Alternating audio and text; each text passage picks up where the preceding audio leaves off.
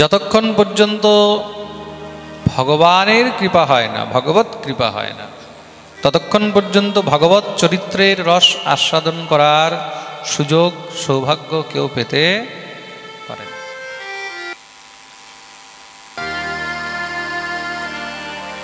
হরিকথা, গোবিন্দের কথা,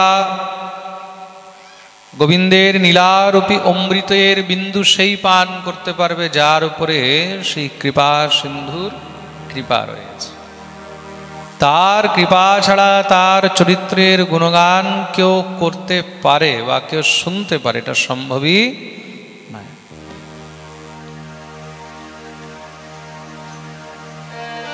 ভগবত কৃপায় আমরা সেই সৌভাগ্য নিশ্চয়ই প্রাপ্ত করিয়াছি, যেই ফলস্বরূপ আমরা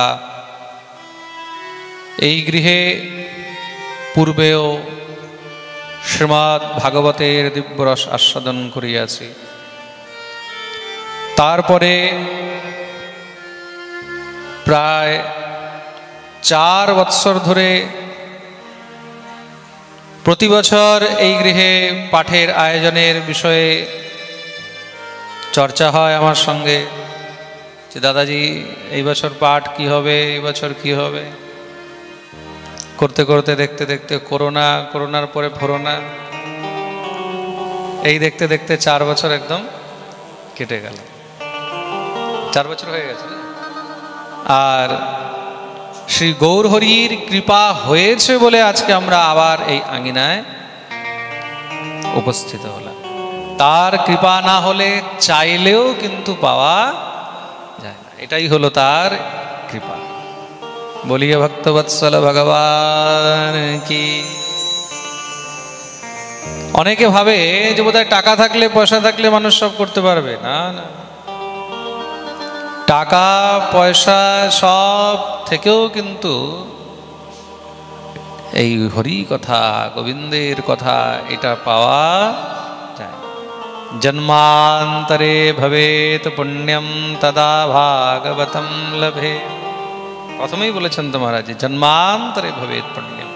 যখন অনেক জন্মের সৌভাগ্য আমাদের সিঞ্চিত হয়, একত্রিত হয়, পুণ্য যখন উদয় হয়, তখন গিয়ে ভগবত কথা রসাস্বাদন প্রাপ্ত হয়। ভাগ্যোদয়েন বহুজন্ম সমর্জিতেন সৎসঙ্গমম চ লভতে পুরুষো যদা বৈ অজ্ঞান হেতু কৃতমোহ মদান্ধকার নাশম বিধায় হি তদোদয়তে বিবেকঃ। ভাগ্যোদয়েন বহুজন্ম সমর্জিতেন। যখন আমাদের অনেক জন্মের সৌভাগ্য উদিত হয়, তখন গিয়ে হরি কথা, গোবিন্দের কথা, গৌরের কথা জীবনে সুলভ হয়।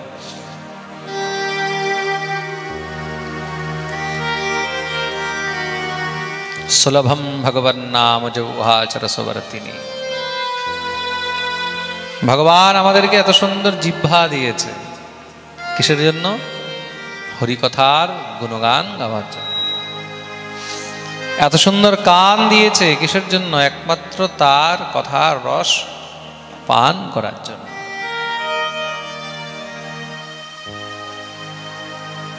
এই কান দিয়ে যদি তার কথাই না শোনা হলো, এই জিহ্বা দিয়ে যদি তার গুণগানই না করা হলো, এই দৃষ্টি দিয়ে যদি তার দর্শনই না হলো, তাহলে সবকিছুই বৃথা।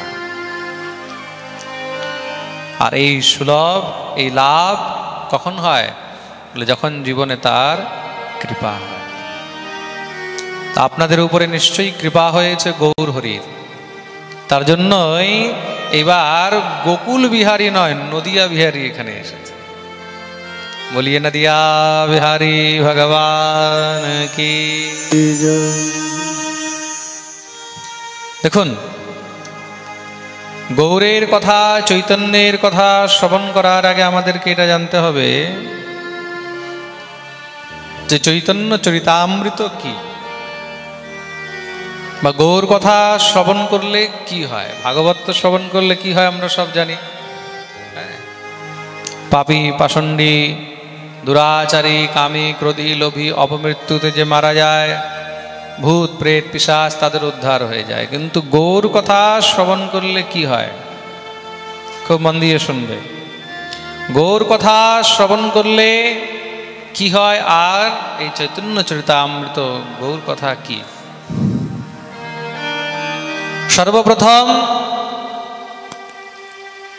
গৌরকে, তো গৌর অনেকের জন্য ভক্ত স্বরূপ, অনেকের জন্য আচার্য স্বরূপ, অনেকের জন্য ভগবৎ স্বরূপ। কিন্তু শাস্ত্র প্রমাণে গৌরকে, শাস্ত্র প্রমাণে গৌর হলেন সাক্ষাৎ রাধা কৃষ্ণের মিলিত তনু, শ্রী রাধা কৃষ্ণের ঐক্য বিগ্রহ, রাধা ভাব সমদ্যুতি বিভূষিতা। রাধা ভাবকে অঙ্গীকার করে স্বয়ং শ্রীকৃষ্ণ যেই অবতার নিয়েছেন তার নামই হলো গৌর অবতার। বলিয়ে শ্রী চৈতন্য ভগবান কি। এখানে ভিতরে কিন্তু কৃষ্ণ আছেন, আর বাইরে গৌর। গৌর অঙ্গে ঢাকা রয়েছে। এই গৌরঙ্গ কার? গৌরঙ্গ হলো শ্রী রাধারানীর। তপ্ত কাঞ্চন গৌরাঙ্গী, গৌরাঙ্গী রাধে বৃন্দাবনেশ্বরী বৃষভানুসুতে দেবী প্রণমামি হরে প্রিয়ে। তপ্ত কাঞ্চন গৌরাঙ্গী। আর আমাদের মহাপ্রভু কি? হেমাঙ্গ দিব্যচ্ছবি সুন্দরায় তস্मै महाप्रेम रस प्रदाय श्री चैतन्य चंद्राय नमो नमस्ते। हेमांग दिव्य छवि सुंदर। श्री राधारानी हलेन हेमांगी, कांचन गौरांगी। हेमांगी, हेम माने सोना, सोनार मतन बर्ण श्री राधारानीर।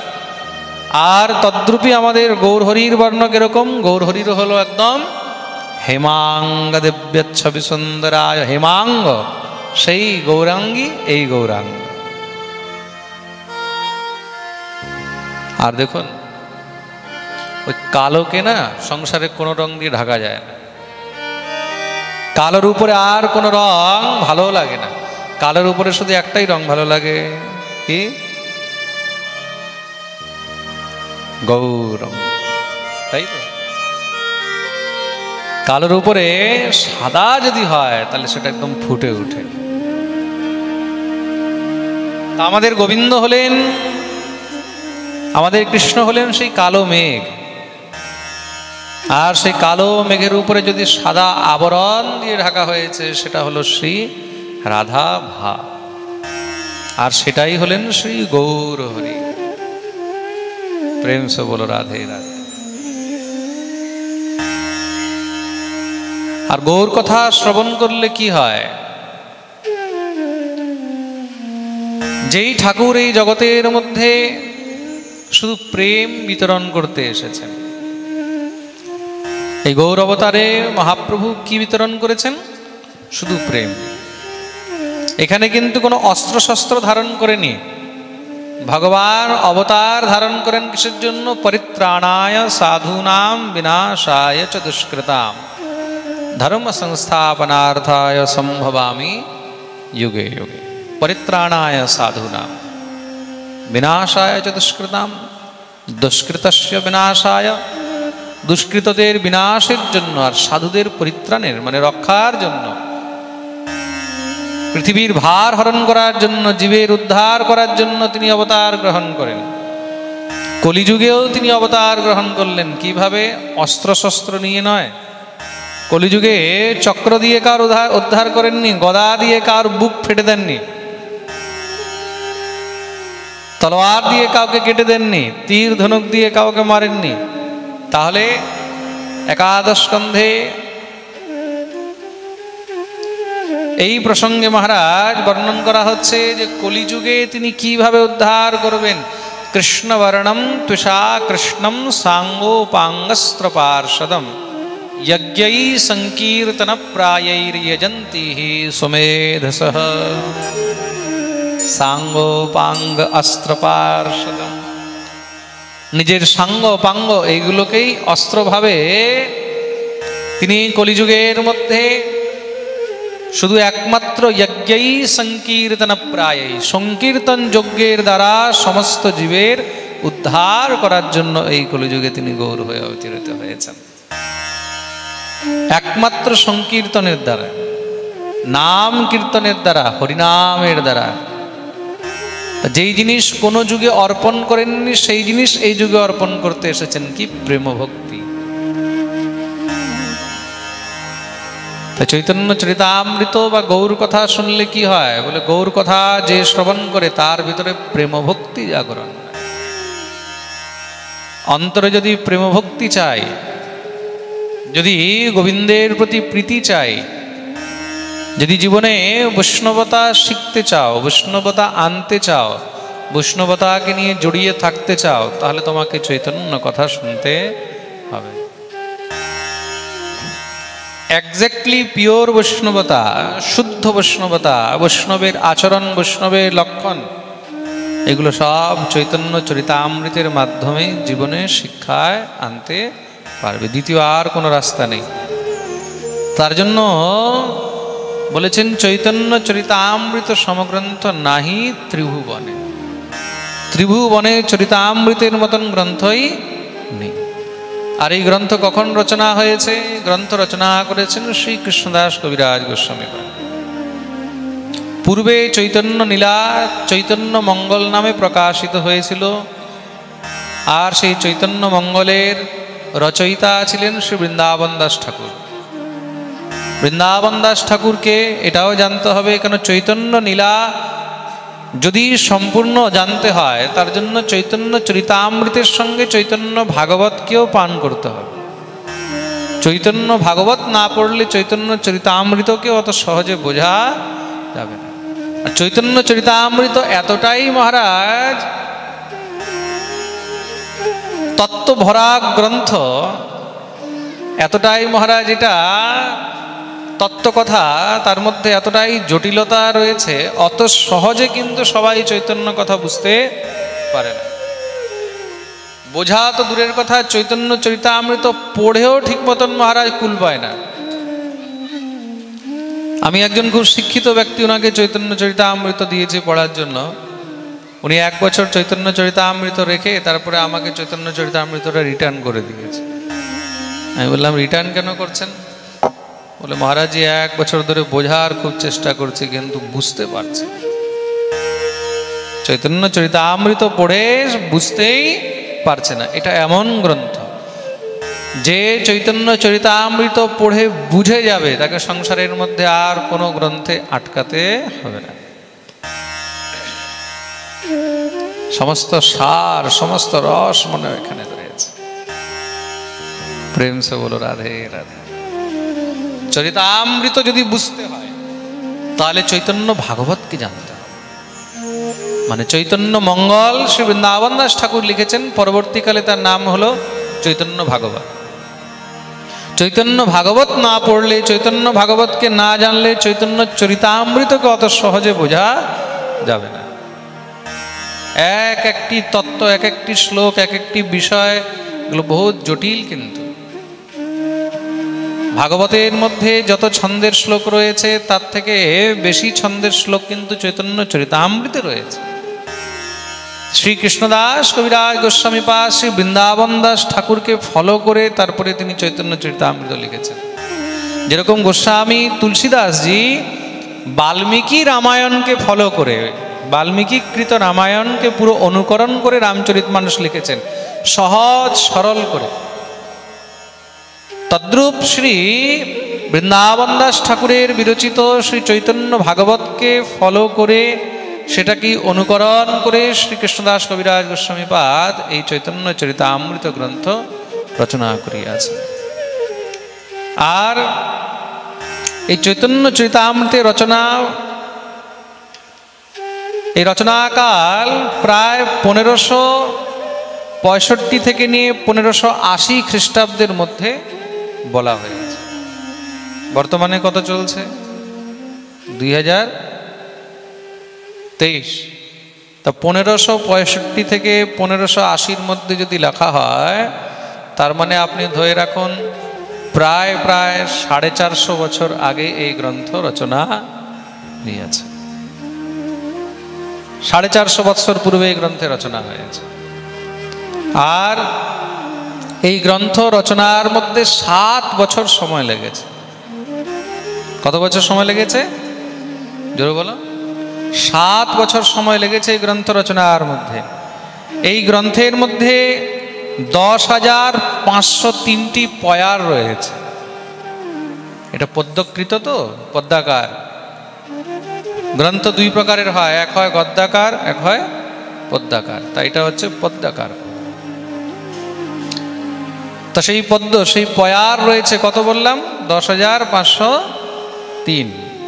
10,503টি পয়ার, 1012টি শ্লোক রয়েছে Chaitanya Charitamrita.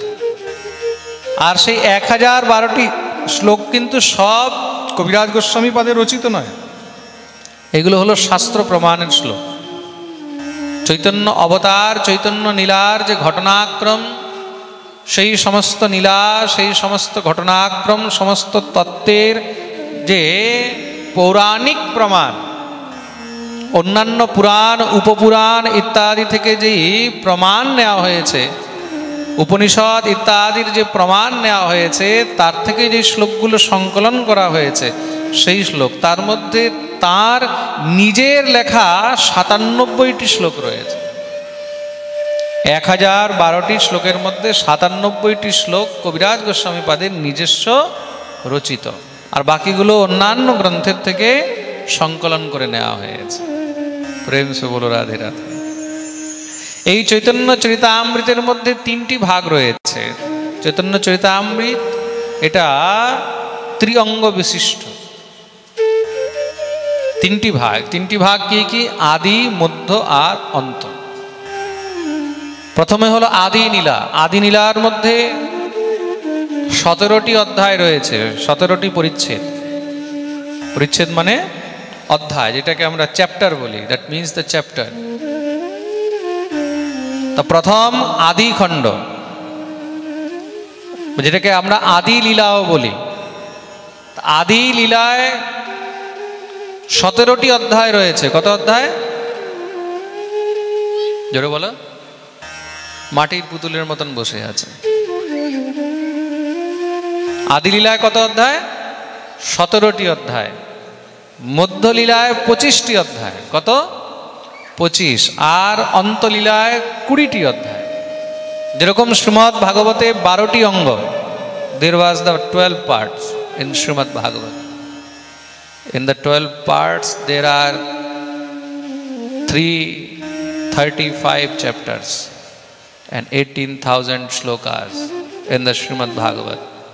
And there the Sri Chaitanya Charitamrita, there are 3 parts: Adi Leela, Madhya Leela and the Ant Leela.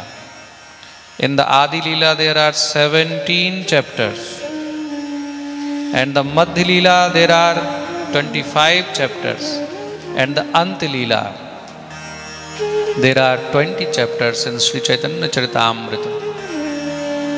10,503 payars. That means the shlokas, Bangla shlokas, not English.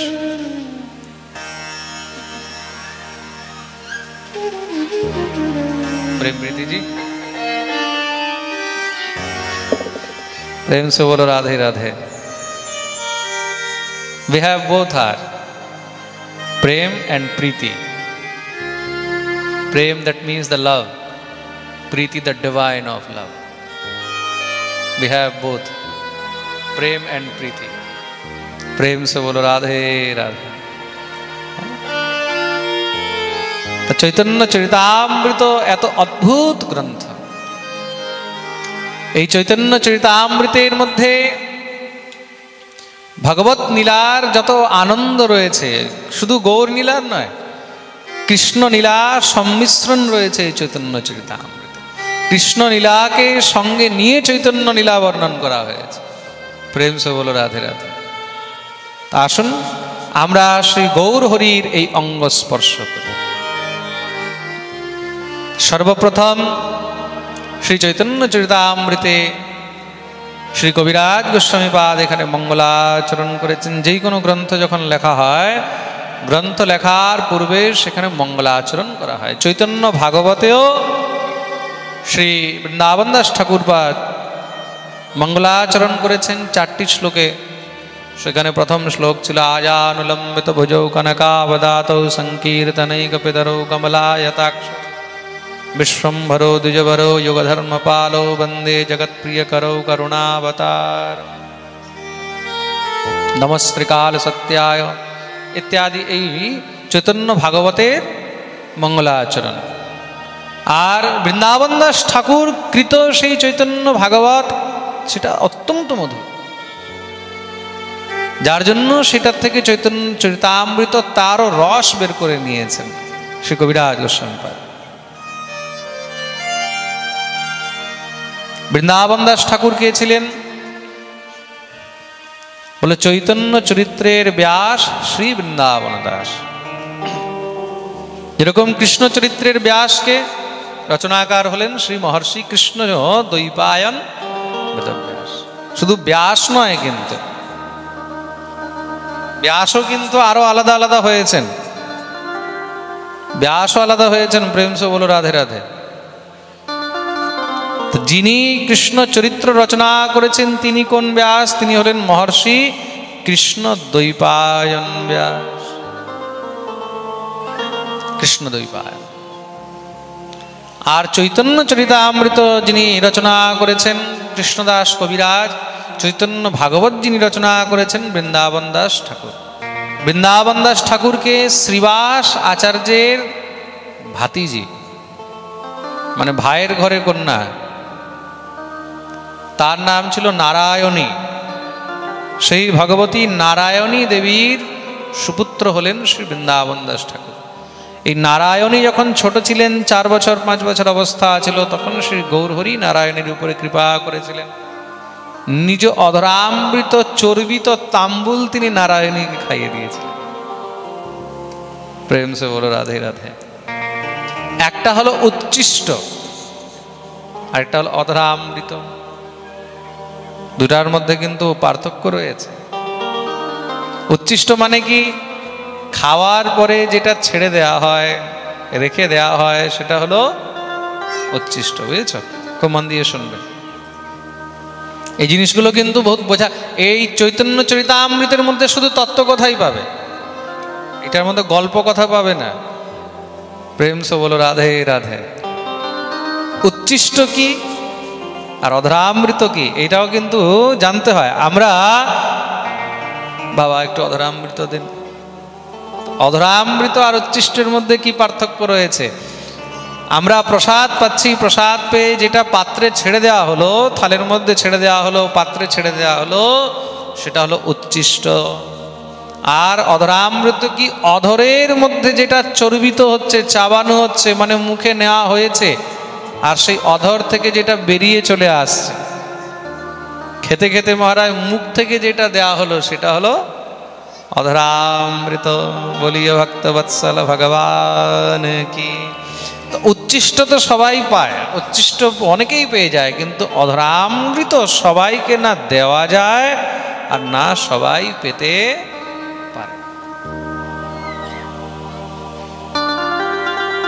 এই সব জিনিস কোনো কোনো রসিকজনই ভালো করে বুঝতে পারবে। রসিক ছাড়া এসব বিষয় কেউ বুঝতে পারবে। খেতে খেতে মুখ থেকে বের করে দিই, এটা হলো অধরামৃত। আর গোপীগণ গোবিন্দের উচ্ছিষ্টের আকাঙ্ক্ষী নন। গোপীগণ গোবিন্দের উচ্ছিষ্ট চায়নি, তাহলে কি চেয়েছে? অধরামৃত চেয়েছে। বেণু গীতে বলছেন না, বরহা পীড়ম মটবর বপো কর্ণয় কর্ণিকারম বিভ্রদবাসহ কনক কপিশম বৈজয়ন্তী চ মালা রন্ধ্রান বেণোরধর সুধয়া পূরয়न् গোপবৃন্दै বৃন্দারণ্যম স্বপদরমণম प्राविशद गीत कीर्ति रंध्रान वेणोर अधर सुधया।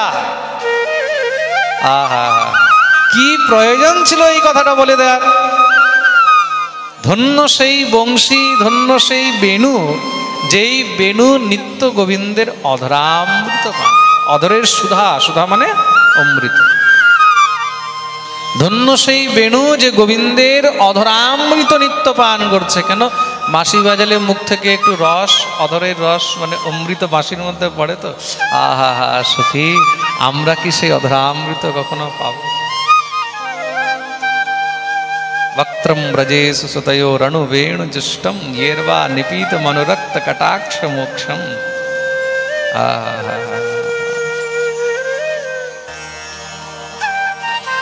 আমরা কি সেই অধরামৃত কখনো পাবো? তা অধরামৃত কে পায়? অধরামৃত একমাত্র কোনো প্রিয়জনই পায়। প্রিয়জন ছাড়া সবাই অধরামৃত পায় না। পাবে?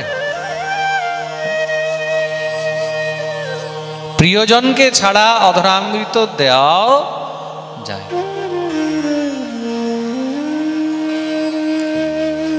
তার জন্য অনেক পার্থক্য রয়েছে উচ্ছিষ্টের মধ্যে আর অধরামৃতের মধ্যে। গোপীজন হলেন গোবিন্দের অধরামৃতের আকাঙ্ক্ষী।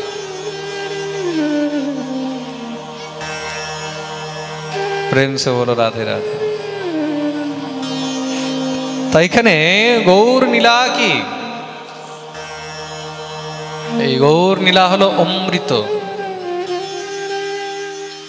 আর সেই গৌর হরি নিজের অধরামৃত, নিজ চর্বিত তাম্বুল নারায়ণীকে দিয়েছে। নারায়ণীর রোম রোম সেই তাম্বুল ভক্ষণ করে পুলকিত হয়ে গেল। শ্রীমান মহাপ্রভু নারায়ণীকে বলছেন, নারায়ণী একটু কাঁদো। নারায়ণী কাঁদছেন। মহাপ্রভু বললেন, নারায়ণী নৃত্য করো। নারায়ণী নৃত্য করছে। এটা হলো গৌরাঙ্গের মহিমা। মহাপ্রভু এই নীলার মাধ্যমে শ্রীবাসকে দেখালেন যে শ্রীবাস, আমি জগৎকে একমাত্র প্রেমে উন্মাদ করতে এসেছি। শ্রীবাস বুঝবে কি করে, জানবে কি করে? তার জন্য নারায়ণীকে মাধ্যম বানিয়ে শ্রী গৌরহরি এই কৃপা নিজের দেখালেন, দর্শন করালেন। শ্রীবাস চরণে পড়ে কাঁদতে লেগেছেন। বুঝে গেছি আপনার এই অধরামৃতের মধ্যে কেমন সামর্থ্য রয়েছে। তা সেই হরিনাম দিয়ে সমস্ত জগৎকে তিনি মাতিয়ে দিয়েছে, পাগল করে দিয়েছে। আর এমন যদি কেউ করতে পারে তাহলে সেটা হলো একমাত্র স্বয়ং ভগবান। তদ ভাবাঢ্য সমজনী শচী গর্ভ সিন্ধৌ হরিন্দু। তো সেই নারায়ণীকে মহাপ্রভু কৃপা করে গেছেন। আর সেই নারায়ণীর গর্ভের থেকে যে সন্তান হয়েছে পরম নারায়ণ প্রপন্না, নারায়ণ প্রপন্ন হয়েছে, পরম গৌর ভক্ত হয়েছেন। পরবর্তীকালে সেই বালক, সেই শিশু বড় হয়ে শ্রী নিত্যানন্দ প্রভুর কাছে দীক্ষিত হলেন। নিতাই চাঁদের কাছে দীক্ষা গ্রহণ করলেন। নাম হলো বৃন্দাবন দাস ঠাকুর। আর শ্রী নিতাই চাঁদের কৃপাতে নিত্যানন্দ প্রভু তাকে আদেশ করলেন, যাও তুমি গৌর চরিত্র বর্ণন।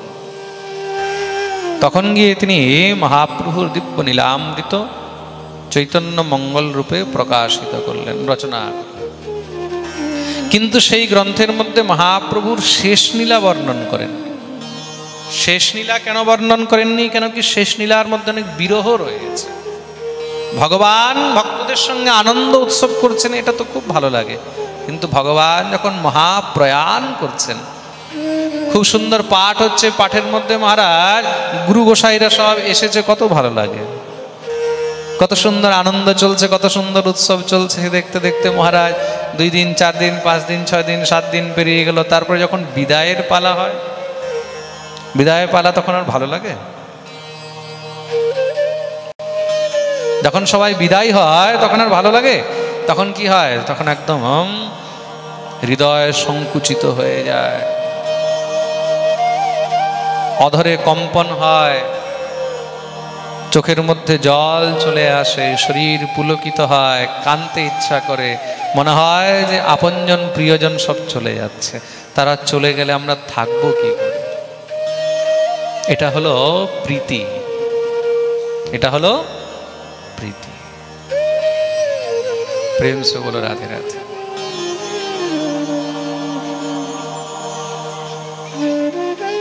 প্রেম ঠিক আছে, কিন্তু প্রীতি বহুত ডেঞ্জারাস। প্রেম সে বলো রাধে রাধে। প্রেমে ত্যাগ করা যায়, কিন্তু যখন প্রীতি হয়ে যায় না, তখন ত্যাগ করতে বহুত